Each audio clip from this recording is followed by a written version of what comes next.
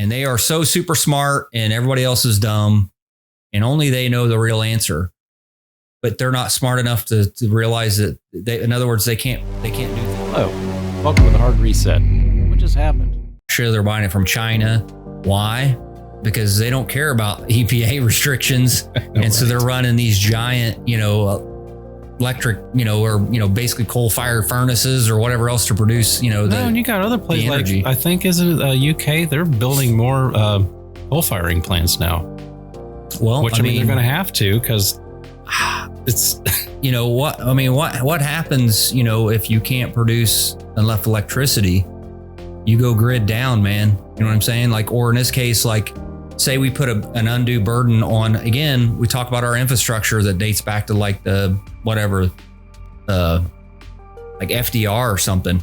Like essentially our infrastructure like dates back to like the 50s or something.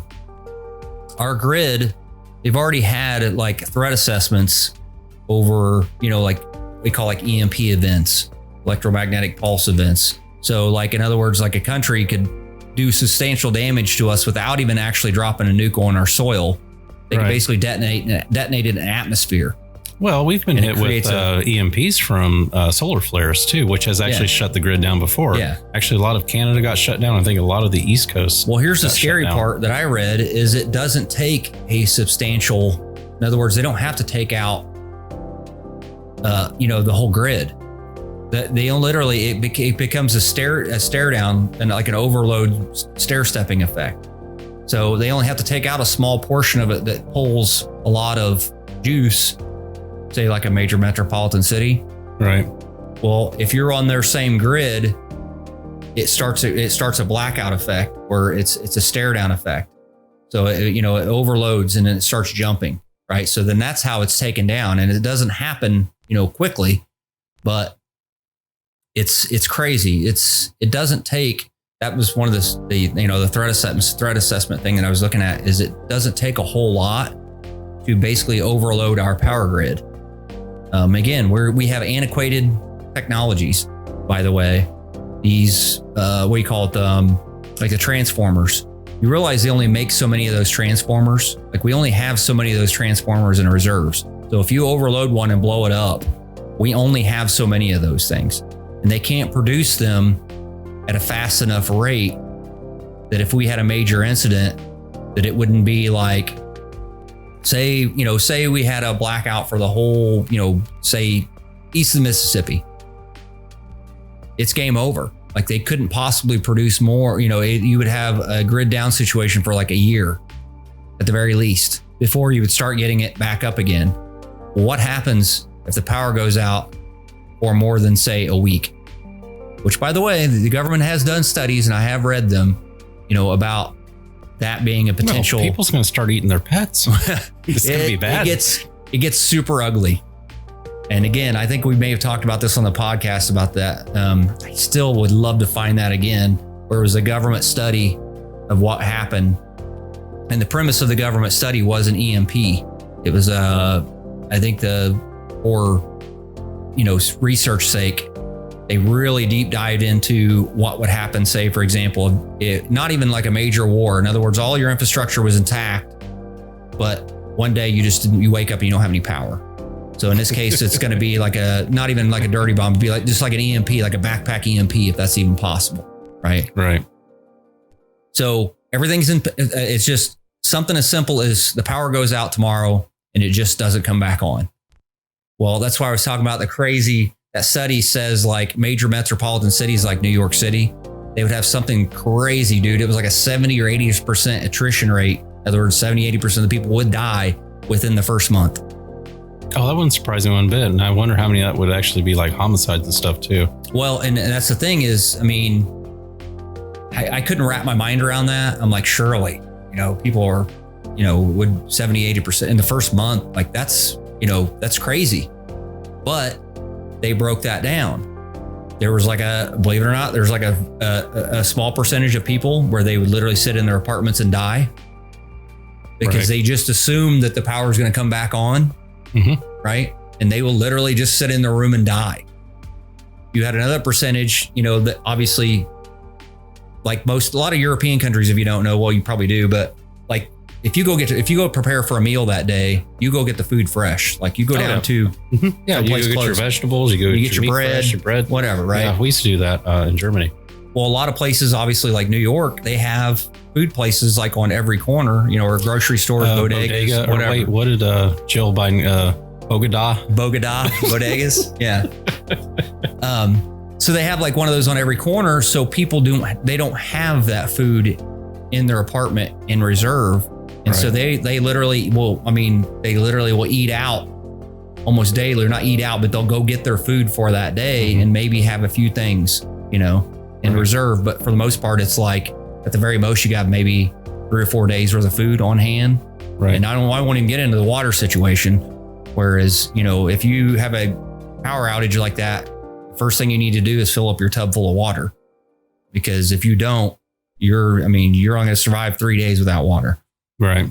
But so going back to that thing, the crazy attrition rate, obviously the lawlessness, it literally turns into like a Mad Max scenario in, matter of like a week. Because you also have people are all, they assume that the police are they're going to get out there and they're going to stop the bad guys. The police can't stop the bad guys now the way it is. What happens to the police when they have families at home that they have to protect? Yeah, you think for 1 second they're going to go out there and patrol your block when their block is being set on fire where their family is at? Yeah, that's not going to happen. They'll drop you like hot rock, and they'll go back because that's human nature. They'll go back, defend their home, do whatever they have to do, but you are on your own. Yeah, there is no help coming. Expect self-rescue, as they say. And that's exactly what happens. And that's why that 70-80% attrition rate happens is, with all this carnage going on, it's, what do you do at that point? Right. Oh. And then, like the scenario usually devolves to a mass exodus from major metropolitan cities, which again, that turns out poorly for city slickers. And the reason being is because now at this point, if it's and then in this case, like the EMP event, depending on when your car was made, your car won't even start. So now you're on foot, right? If you don't have an old Dodge pickup truck from the 1970s, it's going to wipe out your electronics, or that's what they believe. It's going to wipe out a lot of your electronics for your newer vehicles. So now you're on foot, and you say you're in New York City. How far are you going to get on foot? No offense. Most people these days aren't in real good shape to begin with, right?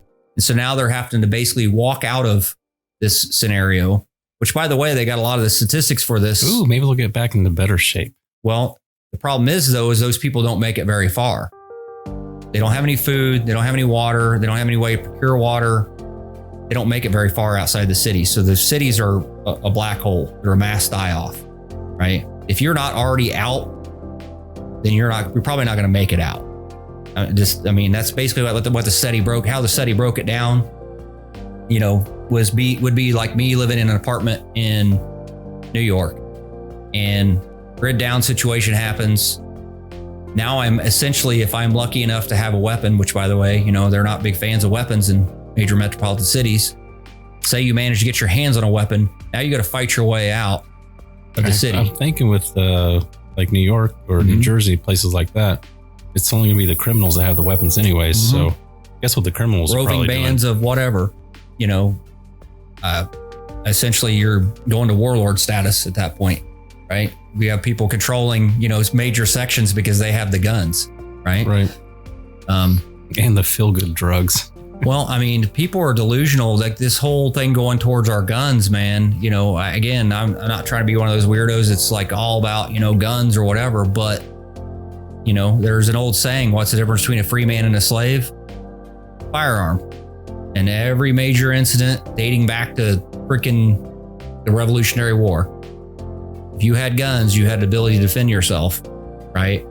That's the difference between a free man and a slave. Those that didn't have guns became slaves to the state, slaves to the occupying British, the whatever else. It happens all over the world right now, right?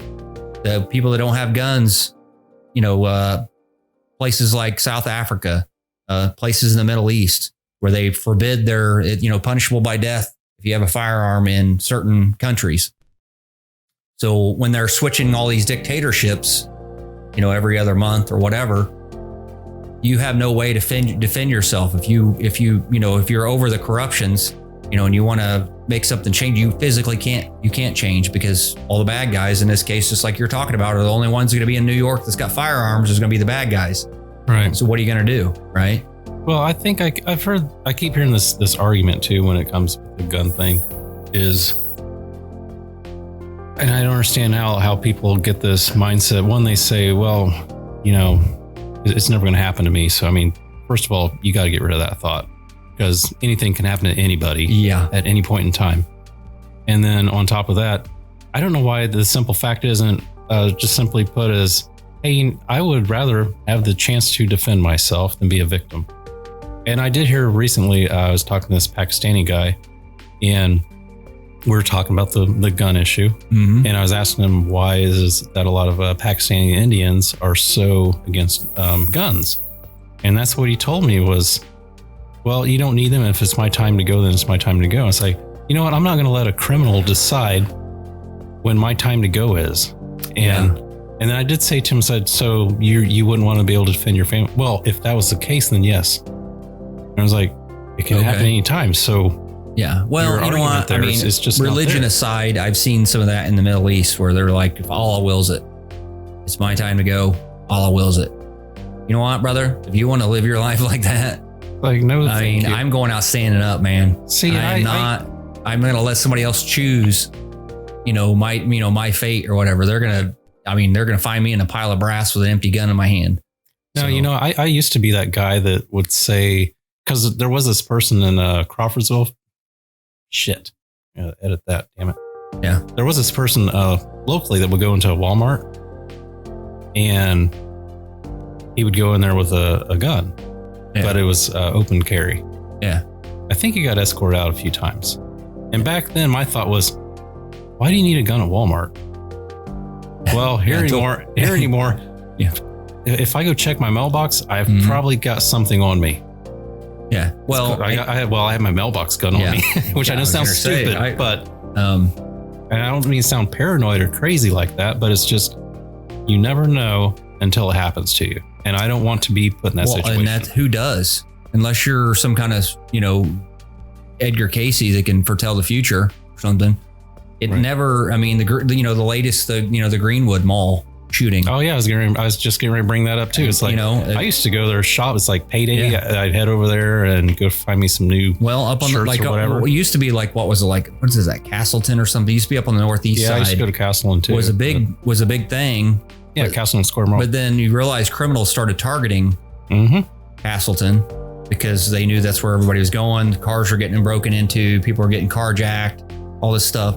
So now Greenwood has kind of become, kind of the new place to go or whatever. Oh, geez. or there are a lot of people end up going to Greenwood, and then something like this happens, right? You never know. You could be doing all the right things, and it happens like that. Thank goodness that guy was in there. And actually, thank goodness the law got passed. And this is something too, which has not been corrected. Yeah. Or that I have not seen being corrected. And I keep hearing so many things being said wrong about that. First of all, he did not have a permit, which he doesn't have to have a permit. And then they said, well, that mall has a law where you can't carry a gun. It's like, no, you can carry a gun anywhere in Indiana if you want to. If they see it on you and they don't want in the store, they can ask you to leave. They maybe trespass you or whatever from coming back. But. So, and this was, again, it was on national news. And I hate to bring these people's name up and give them any credit for anything. The View had it so damn wrong. It wasn't even funny. But so in the View's mind, it would have been better. Well, he was carrying a gun illegally, even though he had a permit. It's like, first of all, he didn't have a permit, and none of you guys could look this up. None of your show producers could have looked that up and figured that out. And so I didn't even watch that. I can't even imagine what their take is on it. Oh, it was horrible. Basically, in their mind, what should have happened is probably 30, 40 people should have died. And then the police show up. Maybe a police officer or two get shot, possibly die, and then maybe be able to take them out. Yeah, and their comparison was, they were like, well, we don't want it to be the Wild West. And it's like, it's not the Wild West. Guess what? It's already the Wild West. Get a gun and defend yourself. It's already the Wild West. I'm telling you. It's already the Wild West. Oh, it is. Could you imagine living in LA or New York? There's no way. No. Well, these are this. I saw a meme years ago, and it still relates to this day. And it's like a meme of like, some hippie chick or whatever sitting there saying, we should basically ban all guns. You know what? Go right? for it. And they said, see how that works out. And at the same time, they're saying, the police are terrible. I won't use the N word, but they're basically so you have the same hippie person that said we should ban all firearms, but we hate police, defund the police, all this kind of stuff, right? But when we ban all the guns, idiots. Then when they're on the gun argument, then they said only police should have the guns. They want to defund the police, but they also want to give them, they hate police so much, but there should be the only one that have the guns. Like if they're such a terrible group of people, right? Why would you give them all the guns? Man, what other countries had where only their police had guns? Yeah, they had secret police, and they had Russia. Germany. Yeah, I mean, there's Italy. Yeah.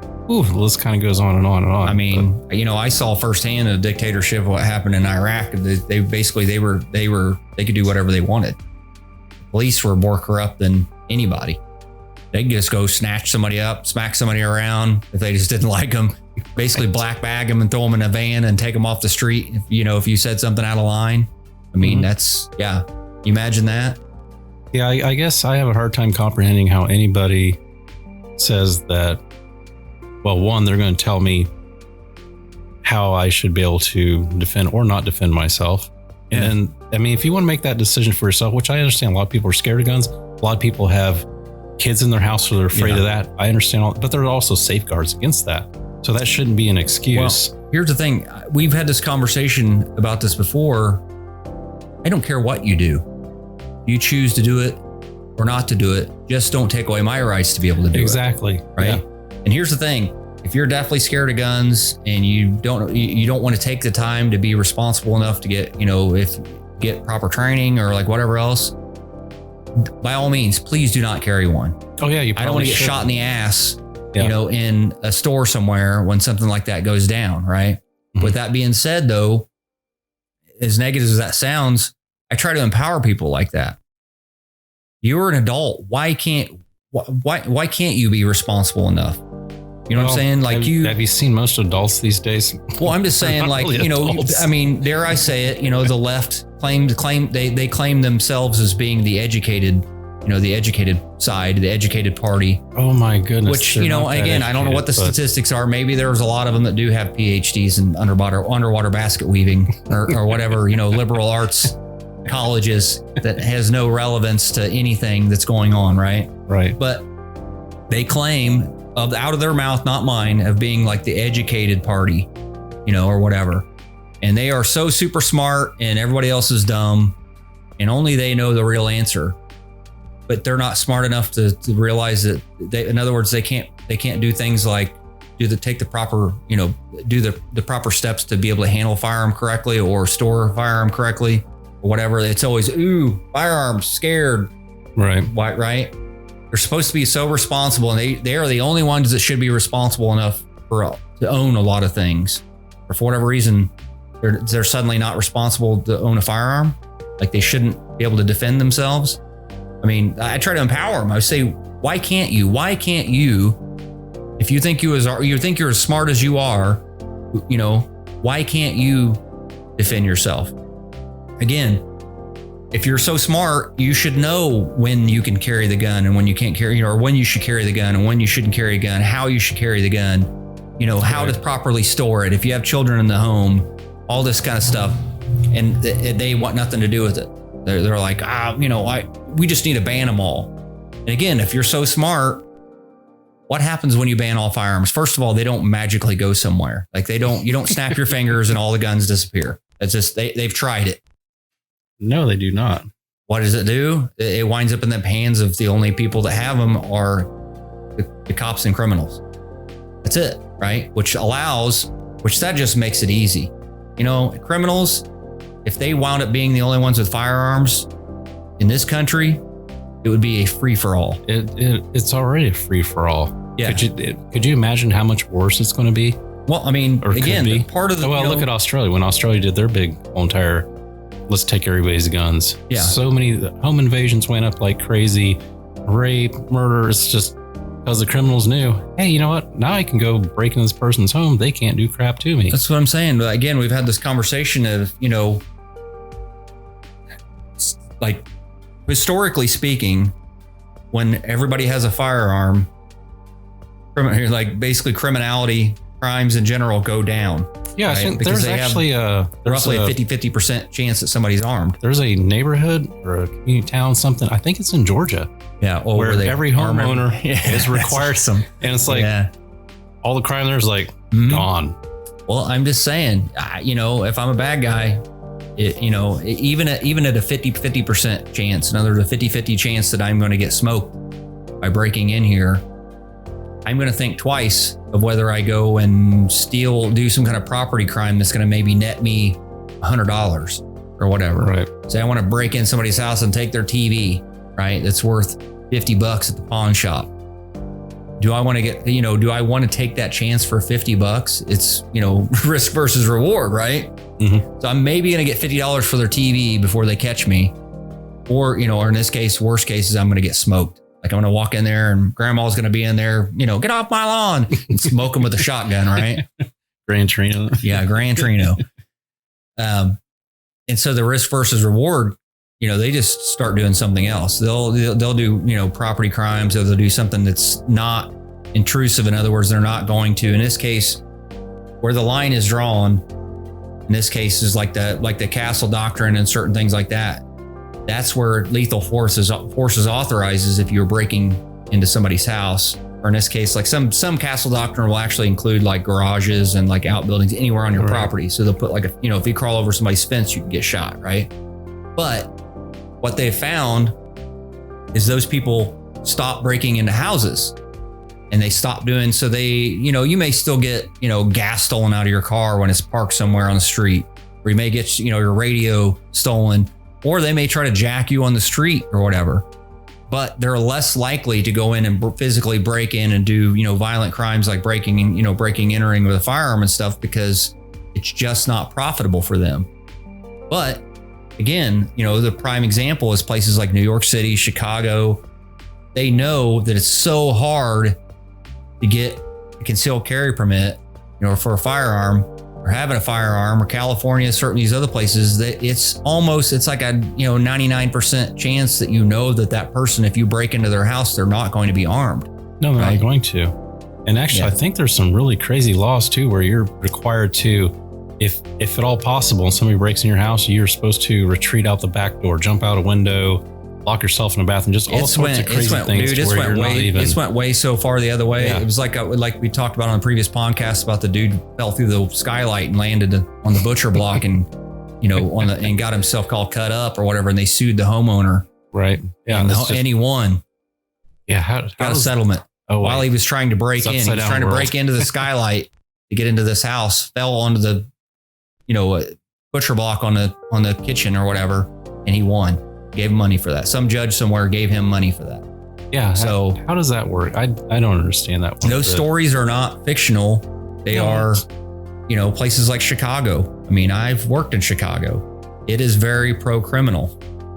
They want to add all these new gun laws to make, legal, basically law-abiding people that follow the laws. They want to make them criminals, but they won't enforce the gun laws of the criminals that they catch with firearms, what we call like weapons under disability, meaning like convicted felons that are not even supposed to have a firearm.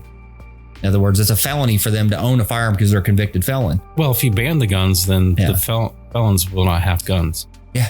Because they absolutely follow laws, right? Yeah. I mean, it was like Chicago and them yelling, saying that all these guns were coming from Indiana or whatever. No, my gosh. There's plenty of guns already in Chicago. I thought that was nuts. It's like, okay, so why is the crime rate in Indiana lower than the crime rate in Chicago then? Explain that one, Batman. That's the $64 million question, isn't it? Insane. So, that's the other thing too with did they finally pass that? The new gun bill for Indiana, or it passed the House, I think. Yeah, okay, but it's not passed the Senate or whatever. Man, and if it does, because that's just if it does, it's going to get real dicey. I know people. It's going to get real dicey. They've already tried that. They had 1994. They had the assault weapons ban under Clinton. Mm-hmm. It was it's about the same thing. 30-round magazines. Yeah, and they found it did no good. It did nothing. It did nothing. Yeah, I was going to say, what is it possible? It was so bad. Nothing. That when it came around and it expired, they didn't even bring it back up again. In other words, they didn't try to go and essentially extend it, or it was so bad. Well, it did nothing. We've got midterms now, so at least they can say, hey, we tried to do this. Yeah, and blame it on Republicans or whatever. They'll just push the blame somewhere. Which, by the way, 2 Republicans actually voted for it in the House. I don't think they're actual, I wouldn't call them Republicans. I mean, they might try to identify as them, but I don't. I don't know where. I can't remember what states that they were from. I just heard it recently. They're getting blasted right now by all these 2A people. The other thing that bothers me too is where they're like, well, you need to have your guns stored in a certain way. We're going to tell you how you need to keep your firearms, stuff like that. Yeah. So certain people like to keep them at the ready. Some people, they want to keep them in a safe. And in my mind, it's like, well, if you're going to stick it in a safe and you don't have kids in the home, why would you? I don't take advice from the government for 3 words: Fast and Furious. Operation Fast and Furious. They gave weapons to the drug cartels, gave weapons to them, who then turned around, killed, I believe, when it was all said and done, at least 2 Border Patrol agents were killed with firearms. Oh yeah, I got traced back to those guns. As part of Fast and Furious. Yeah, I remember that. Yeah. And we won't mention. I don't mean to laugh about this. And we won't mention, like, they're yelling about how they got, Al-Jazari or whatever. This, suddenly that's, some kind of thing, how they rocket attacked and killed him or whatever. You know what? I'm not on board with that just yet. I mean, I hope they did. Yeah. But at the same time, didn't they already say they killed him once though? We've heard this story before. Yeah. Yes. And was it this year or last year? We blew up a bunch of kids and somebody else. And here's the thing, that's all good and fine, but what about all the weapons we left over there in Afghanistan? Oh, well, they're probably. We literally armed. If there was not enough weapons for the militias over there, we gave them Blackhawks and MRAPs, mine-resistant armored personnel carriers, gave them all Humvees, sorts of things, weapons galore. We pulled out and just left it there, to the point to where they're flying them around as a propaganda thing.